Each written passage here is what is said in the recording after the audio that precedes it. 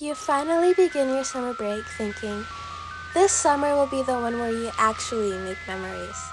But most days end up the same, scrolling on your phone, thinking you have time. And then it's a week before school, and you feel as if nothing truly happened. But wait, you can choose a different ending to instantly make your summer feel way more unforgettable while it's not too late. So, here are 16 things you can do this summer. First, create a summer playlist.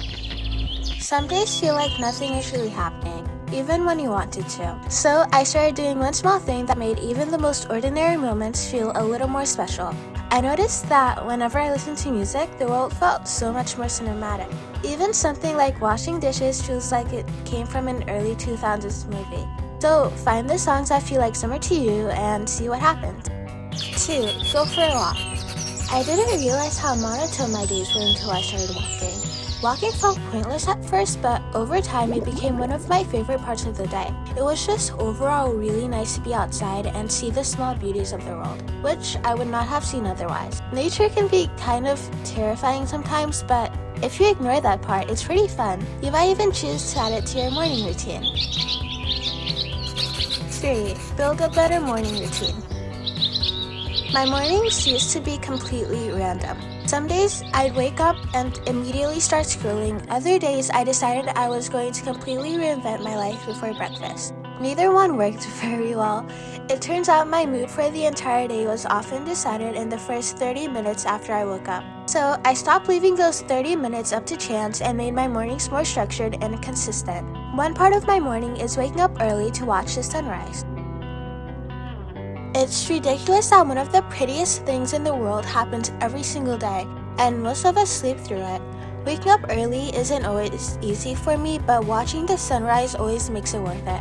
Like, when else will you be able to see such a pretty sight? And none of them look the exact same. Every single sunrise or sunset is unique. It reminds me that every day starts completely new, whether yesterday was great or terrible. 5. Draw or paint.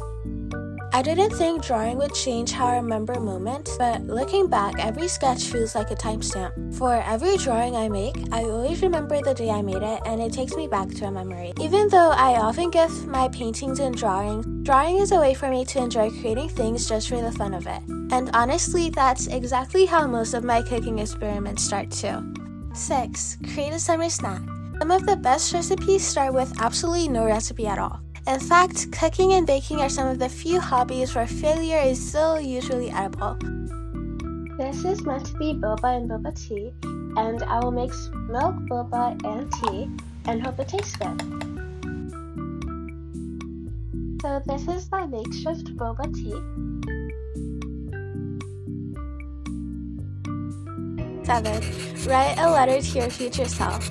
At the end of this summer, you'll be a different person in ways you don't even know. So get a blank piece of paper, then imagine yourself at the end of this summer, opening a letter from the current you, reading about your hopes and dreams, thinking, wow, I actually did all of this. Write all of the things you want your future self to achieve as if you have already achieved them, and save the letter for the end of the summer.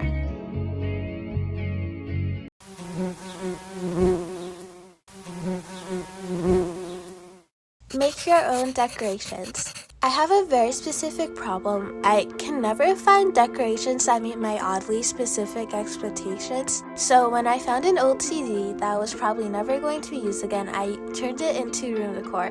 When I learned I could make my own stickers, I knew I was about to become insufferable. Making your own decorations is a fun way to make your space feel a little more like you. But books are one of the few things that can make you feel like somebody else for a while. 9. Read a book. A really good book can make you forget you're sitting in your room, you're teleported to another person's mind. Suddenly, you're solving mysteries, attending a magical school, or living in a completely different century. But reading a person's story, whether fiction or non-fiction, is one of the closest things we have into stepping into somebody else's perspective. Honestly, I think that's part of what makes books so special. 10. Learn a new language. I originally started learning languages because I thought it would be useful for communicating with other people. Now I have the added reason of not wanting to rely on translated captions when watching foreign shows. Even with the little Chinese I know, When I watch a C-drama, I've noticed how much meaning can get lost in translation. Oh, so I'd be lying if I said I didn't want to eavesdrop on conversations as well. Every language kind of changes how you see the world. It's kind of like looking at the same picture and noticing uniquely different details.